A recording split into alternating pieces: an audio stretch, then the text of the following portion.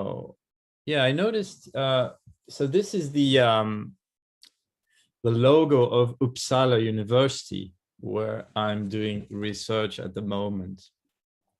And I found that logo interesting because I'm going to start. So this talk is going to be, you know, a sort of proposal to work all together on the ontological aspect of possibility. And so the question of ontology could be, what's the hidden universal? What's the hidden absolute behind any discourse, right?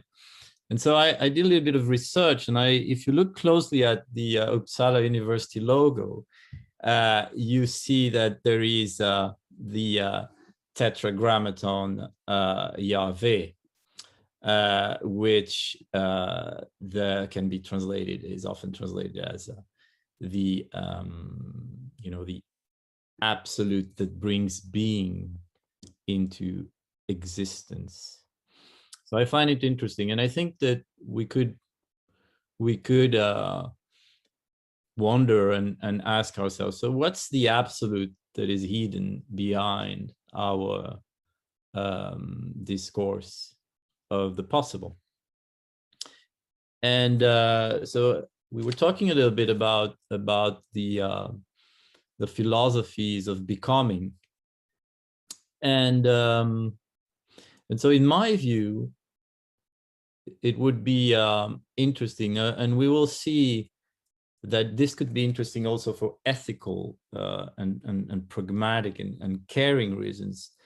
I should mention here that I'm not only a researcher, but I'm also a philosophical counselor, which means that once or one afternoon or two afternoons a week, I receive people and we have a dialogue about the meaning of their life, not looking for diagnosis, but rather, you know, wondering about this strange experience that we're having on this planet.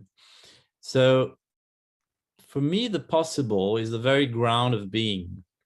It's condition of existence.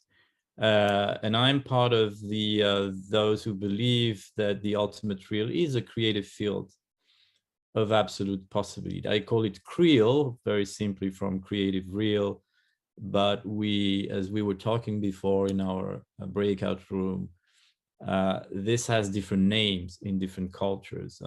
Tao, for example, or Dao in the Chinese culture. So for me, that's a non-anthropocentric ground, and that echoes the conversation we had on Monday about perhaps not, you know, anthropomorphizing too much the possible. So it's a kingdom without king. And I just made that metaphor of kingdom because I had this random picture of the Uppsala castle, you know, that was coming on the slide. So I thought, okay, let's keep the picture, even though I didn't choose it. Okay, so we're dealing with processes of actualization from Creel to real, and the universe can be seen as a possibilization furnace.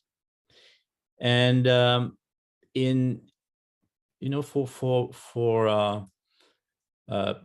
practical matters or matters of care, I often distinguish between three forms of relationship to the world, three forms of understanding: the analytic, and we were talking about that previously, right? The analytic, the dialectic, and the crealectic, if there's any form of articulation that could be in relationship with that creal source. And so those three are, of course, necessary, or at least if they are balanced, they can bring interesting perspectives to each other. The first one tends to deal with pragmatic separation, the division of the unknown into known parts. But then the problem is that we find it very hard to put these parts together to create a living entity. The second one often deals with dynamic tension, and we know that in the tradition there are two aspects of dialectic. The one that simply means dialogic, in a tension towards truth with the Greek philosophical dialogue, but also the Hegelian grandiose version of this constant conflict between different perspectives that are antagonistic and that need to create some sort of surassumption, which is perhaps a sophisticated name for sometimes for a compromise. And then I will speak about Crealectics as a yo-dynamic. So from good, from the idea of good possibility, dynamia, the Greek word for possible, for potential. I enter into more detail about that in the paper that should be very soon published, which is called Crealectic Intelligence to Our Common Encyclopedia of the Possible. And in that paper, I used the analogy of Hansel and Gretel.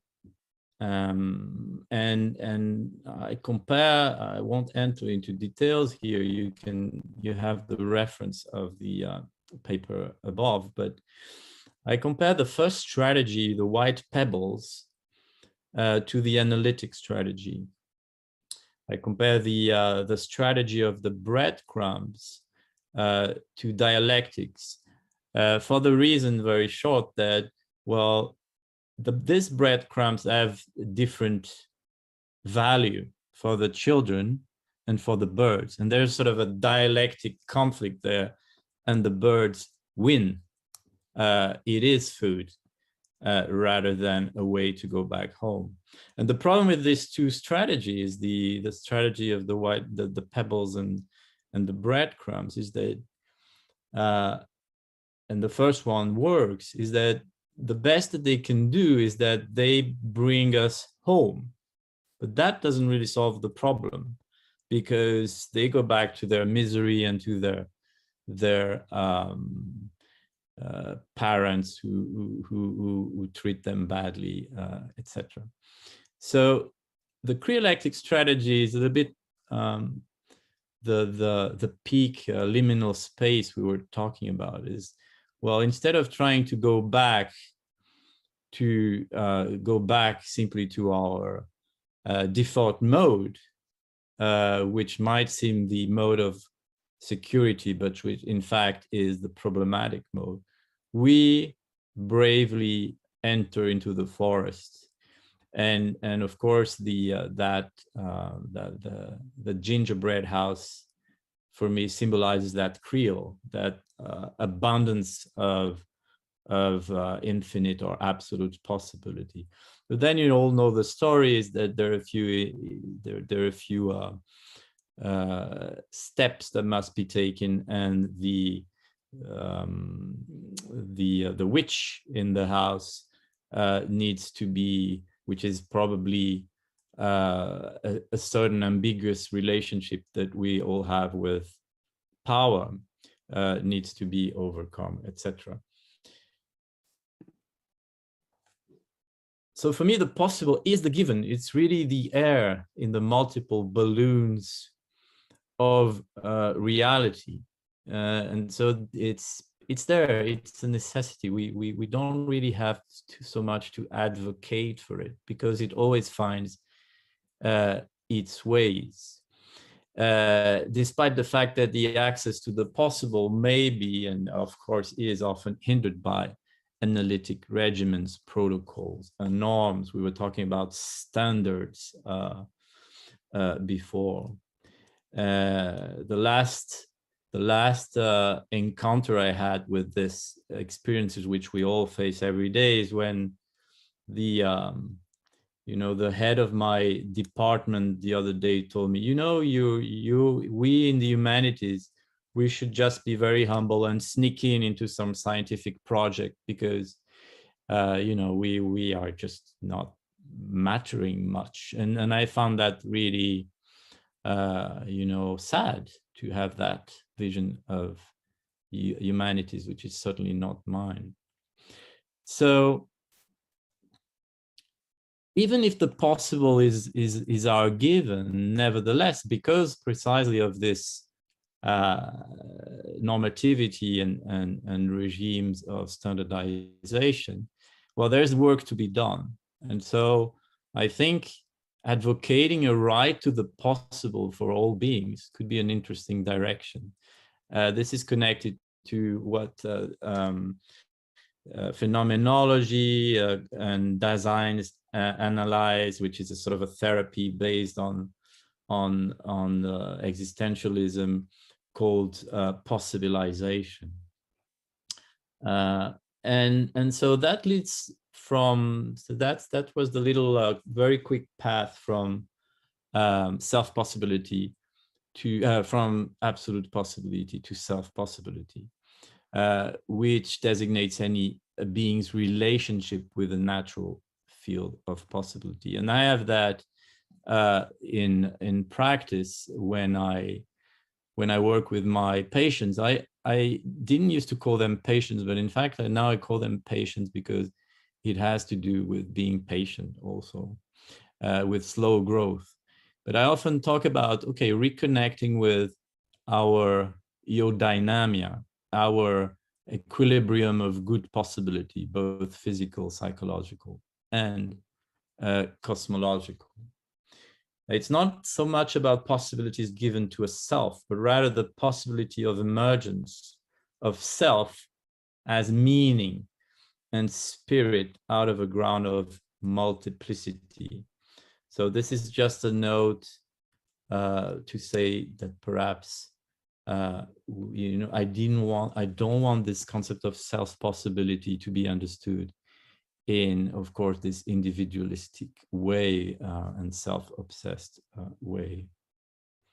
So what is, and I'm almost finished here, what is crealectic intelligence for those who will not have the time to read the entire paper? Well, I could say that it's a communion of goodwill such that it allows for a shared experience of being in terms of actualization or non-actualization of our common field of Creel, because of course, and I think Vlad mentioned that point, the philosophy of the possible doesn't mean that we should actualize everything. Sometimes it's about rather not doing things. And so, yes, so one example of application is care and what I call philosophical health. And I do think our planet needs not only psychological health, not only physical health, which have become both very normative, but philosophical health. And I think that's it. That was the end of my